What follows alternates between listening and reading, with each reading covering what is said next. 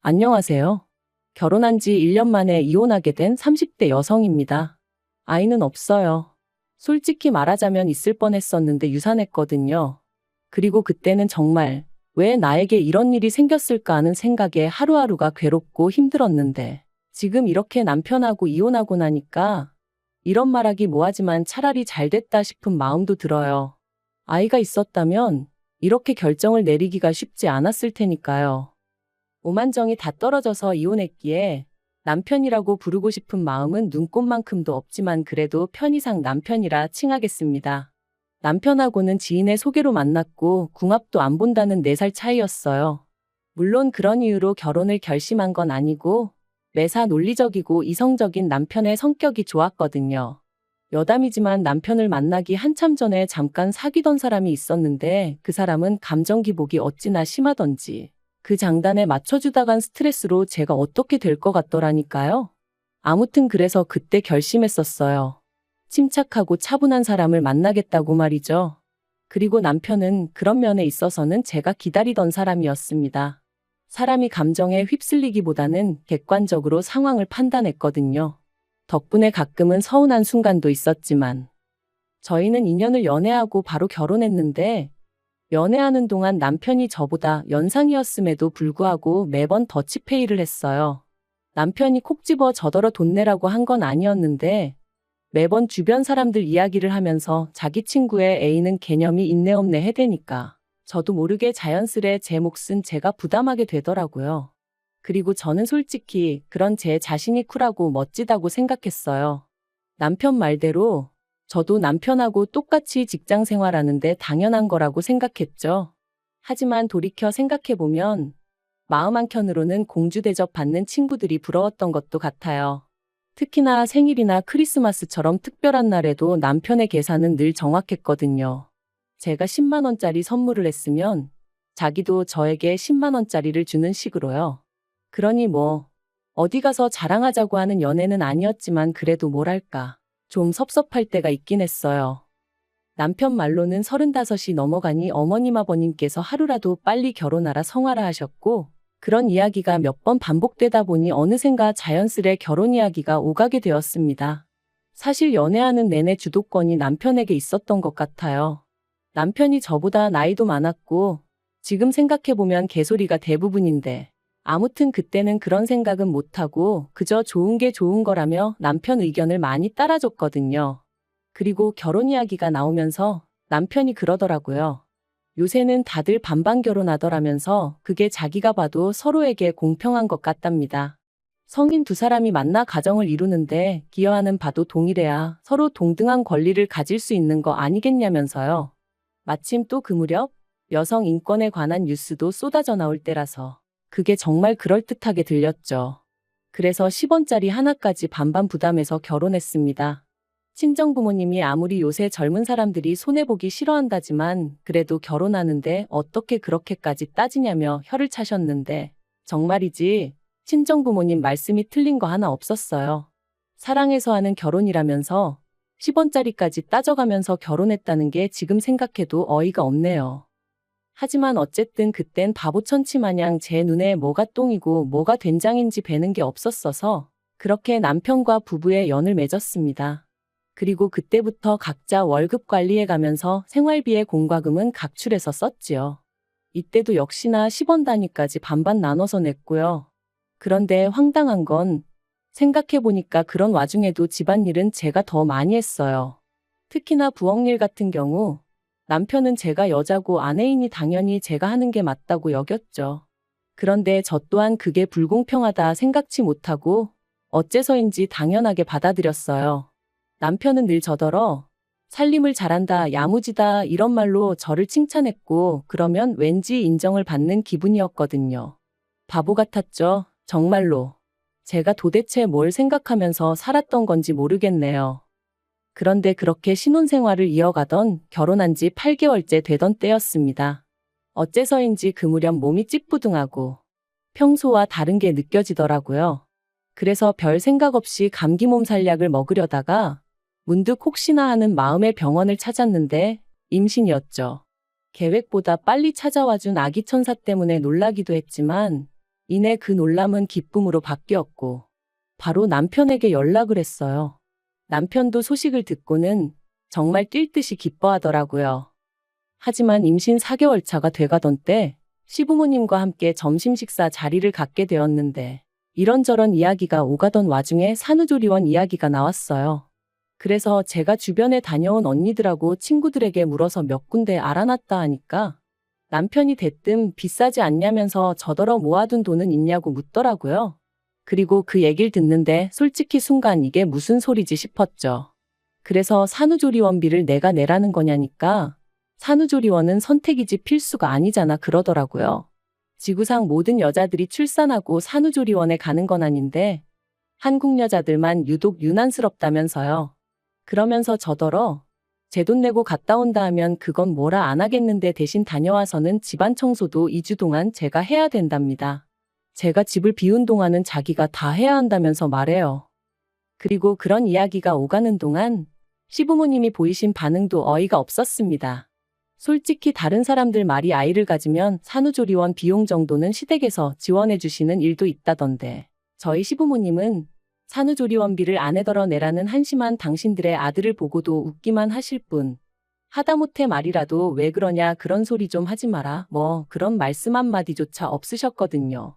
그래서 결국 참다 못한 제가 시부모님더러 오빠가 너무하지 않냐고 투덜거리니 기껏 하신다는 말씀이 저희 남편 성격이 원래 똑부러지지 않냐면서 당신들 아들이지만 틀린 말은 안 한답니다. 그러니 거기다 대고 제가 무슨 말을 더 하고 싶었겠어요?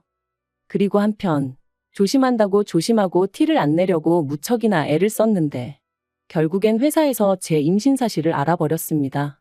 사실 제가 다니던 회사는 직원 수가 10명 남짓이다 보니 솔직히 출산휴가니 육아휴직이니 이런 건 그림의 떡이나 마찬가지였거든요. 그래서 결국 임신 사실 확인하고 한 달도 채 되지 않아서 쫓겨나듯 회사에서 나와야만 했어요. 여담이지만 사장아들이 대표 자리를 차지하고 난 이후로는 모든 게 빡빡해진 상황이었다 보니 어디 하소연할 곳도 마땅치 않았고요. 노무사를 통해 법적으로 다퉈보라는 조언도 받았지만 거기서 받을 스트레스를 생각하니 뱃속의 아이도 걱정이 되어서 여러 가지로 엄두가 나질 않았던 게 사실이에요. 하지만 그러면 뭘 하나요? 어이없게도 퇴사하고 얼마 지나지 않아 아이마저 저를 떠났는걸요. 그리고 이로 인해 저는 완전히 무너졌습니다. 남편은 아이는 또 가지면 된다 했지만 딱히 위로처럼 들리지는 않았죠. 아무튼 제가 남편더러 당분간은 좀 쉬어야겠다 했어요. 직장을 다시 구하는 건 그래도 그동안 제 경력이 있고 하니 걱정할 바가 아니었으나 건강이나 감정적인 건 어떻게든 좀 추스려 놓지 않으면 안 되겠다 싶었거든요. 그랬더니 남편이 그런 건 뭐 저 알아서 하라더니 정말 일주일도 안 돼서 자기가 도맡았던 집안일을 손에서 딱 놔버리대요. 자기는 회사 일 하는 것만으로도 힘들다면서. 그런데 그런 남편한테 좀 서운하면서도 어째서인지 그게 당연하게 느껴지더라고요. 남편이 외버리니까 제가 집안일을 해야 한다고요. 하지만 그렇게 지낸 지 한 달쯤 됐나 남편이 저더러 왜 생활비를 안 내놓냐는 거예요. 그래서 제가 난 직장을 안 다니지 않냐니까. 그래도 처음부터 반반 결혼했으니 제 몫은 제가 스스로 책임져야 하는 거 아니냐면서 저더러 모아둔 돈으로 뭐 할 거냐고 이럴 때 쓰는 거라나요? 그리고 저는 뭔가 찜찜한 기분을 지울 수가 없었습니다. 따지고 보면 자기는 바깥일 한다고 그래서 제가 집안일을 다 도맡게 된 건데 그렇다고 제가 집안일 한 거에 대해서 누가 월급 주는 건 아니잖아요. 그런데 생활비까지 내놓으라니 뭔가 단단히 이상하단 생각이 들었죠. 하지만 왠지 치사하기도 했고 당시 제 자존감이라고 해야 하나 그런 게 완전히 바닥을 치고 있었거든요. 내가 왜 이러고 살지? 이렇게 사는 게 무슨 의미가 있지? 그런 생각이 들 정도로요. 아마 지금 생각해보니 우울증 초기였지 않았나 싶네요. 아무튼 그렇다 보니 바보같이 따지고 들지를 못했어요. 말로는 치사하고 더러워서 주고 만다 했지만 실은 어쨌든 직장에서 잘린 건 저고 그런 제 자신이 초라해서 견딜 수가 없었거든요. 그런데 그런 와중에 괜히 남편하고 말싸움이라도 했다가 남편이 저를 무시하는 말을 하기라도 하면 제가 견뎌낼 수 있을 것 같지도 않았고요. 그런데 제가 가만히 있으니 정말 무슨 가만히로 보이기라도 했던 건지 이혼을 결심하게 된 결정적인 사건이 있었습니다. 저는 하루에 보통 2끼를 먹어요. 아침은 원래 직장 다닐 때도 안 먹었고 점심은 도시락으로 저녁은 집에서 남편이랑 먹었죠. 그런데 직장을 나온 이후로는 점심도 집에서 혼자 먹어야 되니까 별로 입맛이 없더라고요. 그래서 보통 간단한 스낵으로 허기만 달래는 시기였어요. 그리고 덧붙이자면 이 간단한 스낵은 전부 다 순수한 제 돈으로 샀습니다. 남편이 저더러 네가 어린애도 아니고 이런 걸 뭐하러 사 먹냐며 결혼 초부터 어찌나 눈치를 주던지 생활비로 사는 게 아까워서 그러는 것 같았죠. 그래서 그때부턴 과자 같은 건 그냥 제 돈으로 사 먹는 게 습관이 돼버렸네요. 그리고 그날도 점심은 쿠키 몇 조각으로 때웠더니 오후 5시 좀 넘어가니까 배가 고프더라고요. 그래서 저녁엔 꼭 밥을 먹어야지 하고 남편을 기다리고 있었는데 남편이 떡볶이가 먹고 싶다며 좀 만들어 두라는 거예요. 자기 와이프가 매번 점심은 간단히 때우는 걸 알면서 굳이 분식을 먹자는 건지 이게 별거 아닌 것 같지만 제가 정말 예민하던 시기였어요. 그렇다 보니 이런 것도 좀 서운하긴 하더라고요. 하지만 하늘의 맹세코 티는 안 냈습니다. 알겠다고 하고 안에다 떡이랑 라면이랑 그런 걸 많이 넣어서 끓여야겠다 뭐 그렇게만 생각했죠. 남편은 7시가 되어서야 도착했고 그런 남편에게 제가 너무 배가 고프니까 먼저 먹고 씻으면 안 되냐 물었어요.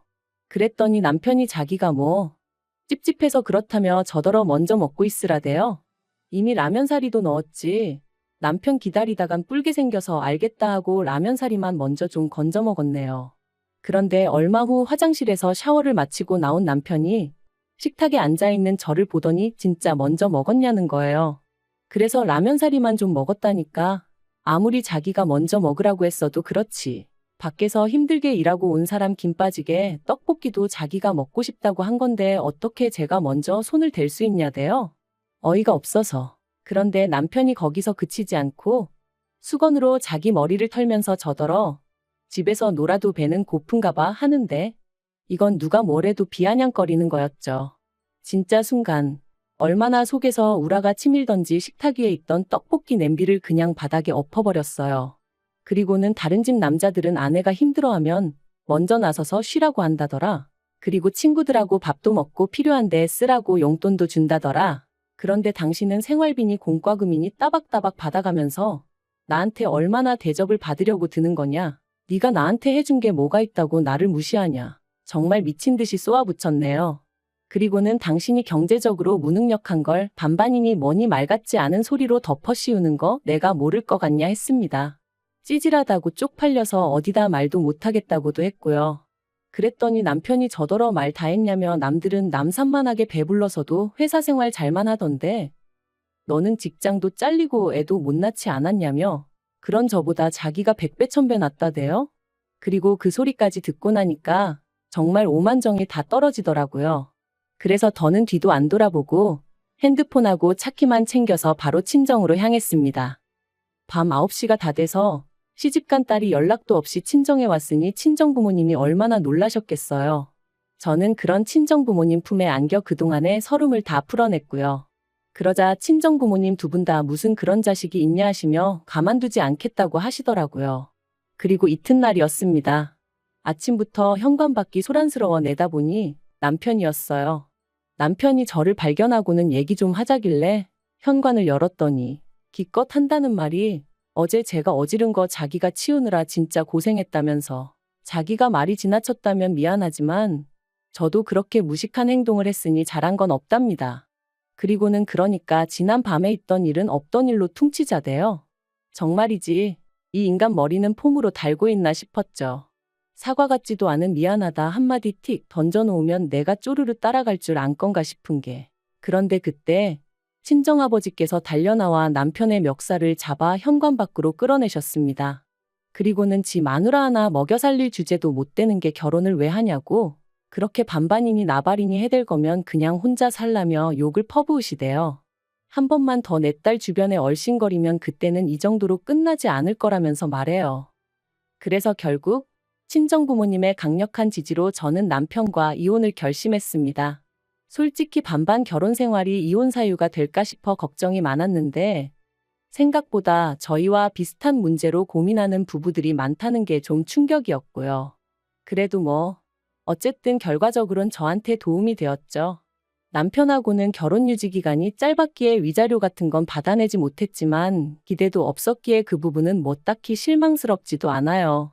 제가 정말 후회되고 속상한 건 단 한 가지, 결혼 전부터 남편이 저를 생각해주는 척하며 어지간히 저란 사람을 제 가치를 후려치고 깎아내리고 있었는데 그걸 진작에 알아채지 못했다는 사실뿐입니다. 남편 같은 사람 때문에 제 인생의 황금기라고 할 수 있는 젊은 날의 한 페이지가 잔뜩 얼룩져 버린 게 너무 속상하고 아깝고요.